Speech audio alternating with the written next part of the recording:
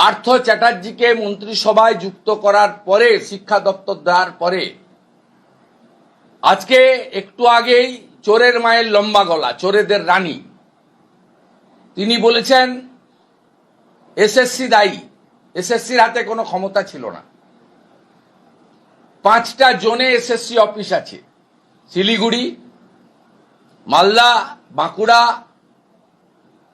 এই জোন অফিসগুলো 5টাকে তুলে দেয় পার্থ চ্যাটার্জি এসে, যেমন ডিপিএসসি তুলে দিয়েছিল জেলাতে। সরাসরি বিকাশ ভবন থেকে রিক্রুটমেন্ট হয় এবং তিনি এসকে সিনহার নেতৃত্বে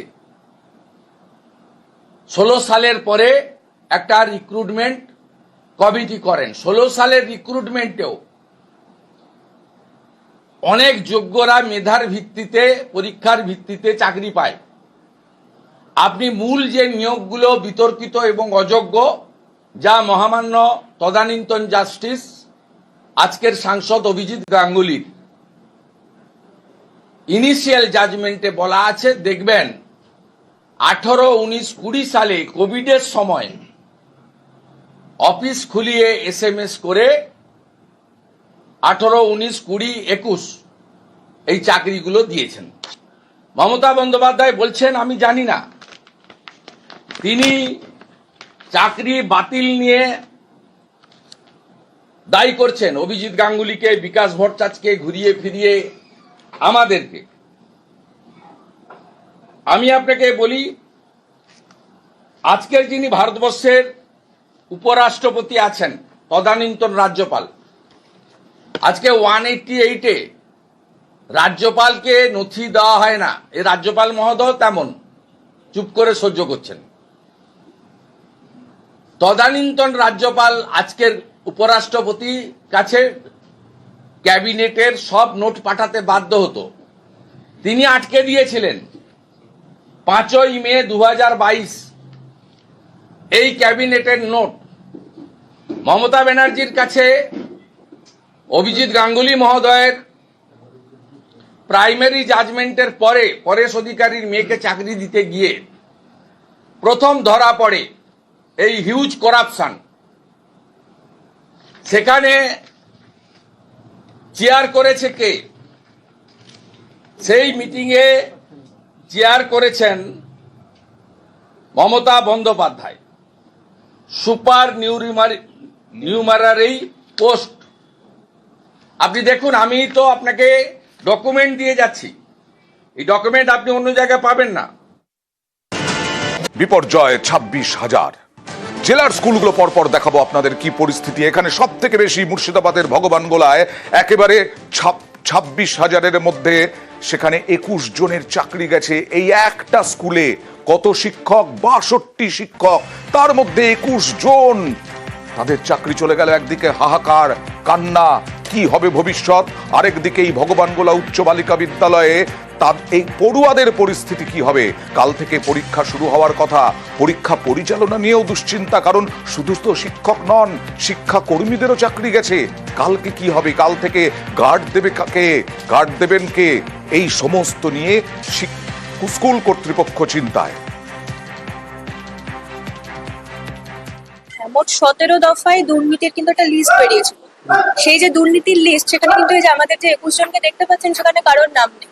সুতরাং যোগ্য হয়েও যদি অযোগ্যদের মতনই সেম ট্রিটমেন্ট আমাদেরকে পেতে হয়, সেটা নিশ্চয়ই মেনে নেওয়ার মতন নয়। আর বুঝতেই পারছেন আজকে আমাদের প্রত্যেকেরই মানসিক অবস্থা কিরকম। এখানে আমাদের সবার মনে এই মুহূর্তে একটা প্রশ্ন আছে, যে সেখানে কিন্তু রায়ে বলে দিচ্ছে যে যারা অযোগ্য তাদেরকে টাকা ফেরত দিতে হচ্ছে, যারা অযোগ্য নন তাদেরকে আবার নিয়োগ প্রক্রিয়ার মাধ্যমে এগিয়ে যেতে হবে। তার মানে তো যোগ্যদের আমাদের তো টাকা ফেরত দেওয়ার কোনো ব্যাপার নেই, আমাদের নাম কোনোভাবে কোনো দুর্নীতিতে নেই। জানি না এখন আমাদের ভবিষ্যৎ কি, একটা অনিশ্চয়তার মধ্যে তো আমরা রয়েছি। তো এতজন যদি আমার স্কুল থেকে চলে যায়, সামনে পরীক্ষা, আগামীকাল থেকে আমাদের পরীক্ষা শুরু হওয়ার কথা, তো সেক্ষেত্রে স্কুল তো অবশ্যই ভীষণভাবে বিপর্যস্ত হবে, এখানে তো কোনো দ্বিমত নেই। আমার টোটাল হচ্ছে 62, 21 জনের চলে যাচ্ছে। আর বহরমপুরের, মুর্শিদাবাদেরই বহরমপুরের শিল্প মন্দির হাই স্কুল, সেই শিল্প মন্দির হাই স্কুলে 5 শিক্ষকের চাকরি গেছে। হাহাকার তো আছেই, চাকরি, সম্মান, অর্থ সব নিয়ে চিন্তা। আর এই শিল্প মন্দিরে আজও স্কুলে এসেছিলেন ওরা। হঠাৎই একটি নির্দেশ জীবন ওলটপালট করে দিয়েছে। কি হবে?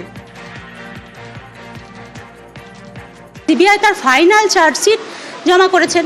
তাহলে আমরা ভেবেছিলাম তাহলে সেগ্রিগেশন হবে, তাহলে আমরা যারা দুর্নীতি করে পাইনি তাদের চাকরিটা থাকবে। আমাদের ওপর আমাদের বাচ্চারা নির্ভর করছে, গোটা ফ্যামিলির মানে আমাদের মুখের দিকে তাকিয়ে সংসারটা চলে। তাহলে এইভাবে যদি জীবন জীবিকা কেড়ে নেওয়া হয় তাহলে সম্মান, ভাবুন তো, মানে সম্মান গেল, টাকা বন্ধ হলো, তাহলে বেঁচে থাকাই কঠিন আমাদের। আজকে 6 বছর পরে বলছে হট করে আপনার চাকরি নেই। আমরা দোষটা তাহলে কোথায় করলাম? রায়টা এমনই এসছে যারা দুর্নীতিগ্রস্ত তারা মানে টাকা ফেরত দেবে। তার মানে তো বোঝাই যাচ্ছে কিছু লোক দুর্নীতিগ্রস্ত আছে, কিছু লোক নেই। এখানে তো সেগ্রিগেশন হয়ে যাচ্ছে। তা সত্ত্বেও তাহলে আমাদের সবার চাকরি নিয়ে টানাটানি কেন হচ্ছে? নিয়োগ তো অনেক দিন ধরে নেই, তারপরে যারা নিযুক্ত ছিল তাদেরও যদি তুলে নেওয়া হয় তাহলে আমরা চালাবো কি করে? আমাদের সাবজেক্ট চলে যাবে অনেক।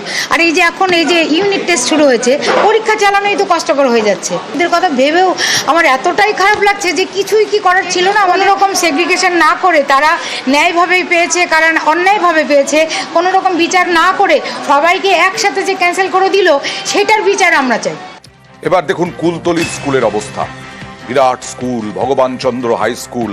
সেখানে 11 জন শিক্ষক যারা সায়েন্স সাবজেক্ট সামলাতেন, শুধু সায়েন্স সাবজেক্ট সামলাতেন, তাদের উপরে নির্ভর করেই প্রচুর পড়ুয়া, বহু পড়ুয়া তারা সায়েন্স নিয়ে পড়তো। সেখানে 11 জন শিক্ষক, পরীক্ষা চলছিল। পরীক্ষা চলাকালীনই এই খবর পেয়ে, নির্দেশ পেয়ে কাঁদতে কাঁদতে বেরিয়ে গেলেন, স্কুল ছাড়লেন। 11 শিক্ষকের অধিকাংশই কুলতলির জামতলা ভগবানচন্দ্র হাই স্কুলে সায়েন্সের। আগামী দিনে স্কুলে পড়াশোনা কিভাবে হবে? প্রধান শিক্ষক উদ্বিগ্ন। মহামান্য সুপ্রিম কোর্টের রায় সম্পর্কে আমার কিছু বলার নেই, কিন্তু আমরা জানি না যে আগামী দিনে কিভাবে স্কুল চালানো সম্ভব। এই 11 জন শিক্ষক শিক্ষিকা এরা অত্যন্ত যোগ্য ছেলে মেয়ে। এরা প্রত্যেকেই খুব ভালো শিক্ষক শিক্ষিকা। তারা এতটাই দক্ষ যে তারা নিজেরাই দায়িত্ব নিয়ে উচ্চ মাধ্যমিক সায়েন্সের বিজ্ঞান বিভাগটাও ওরা চালাচ্ছিল। এখন জানি না আমরা আগামী দিনে কিভাবে বিদ্যালয় চলবে, কিভাবে বিজ্ঞান বিভাগের পড়াশোনা হবে। আর এর নাম ভেরোনিকা টুডু, চাকরিহারা গ্রুপ ডি কর্মী। চোখের জল, বাঁধ মানছে না। মালদার বার্লো গার্লস হাই স্কুল অনেকেই চেনেন, এ রাজ্যে নামকরা স্কুল। দক্ষিণ দিনাজপুরের বাসিন্দা ভেরোনিকা টুডু 2018 সালে চাকরি পান, গ্রুপ ডি পদে চাকরি পান এই স্কুলে। আইসিডিএস কর্মী হিসেবে একসময় চাকরি করতেন। 15 বছর পর সেই চাকরি করার পর গ্রুপ ডি পদে চাকরির পরীক্ষা দেন। সফল হয়ে এতদিন চাকরি করছিলেন, এখন কি করবেন? আমি এটাকে অমানবিক রায় বলছি। তার কারণ এখানে সবাই কিন্তু টেন্টেড পারসন ছিল না। আমরা যারা স্বচ্ছ তারাও তার সাথে শাস্তি পাচ্ছি। এই রায়ে আমরা একদমই মেনে নিতে পারছি। এখান থেকে যেহেতু স্বচ্ছ কোনো রিপোর্ট যায়নি, 3 জনের 3টা রিপোর্ট গেছে, যার জন্যই হয়তো আমাদের সুপ্রিম কোর্ট এই রায়টা দিয়েছেন। কিন্তু তার মধ্যে আমরা যে সাফার হচ্ছি, আমাদের তো সবারই প্রত্যেকেরই সংসার আছে, চাকরির উপরে আমরা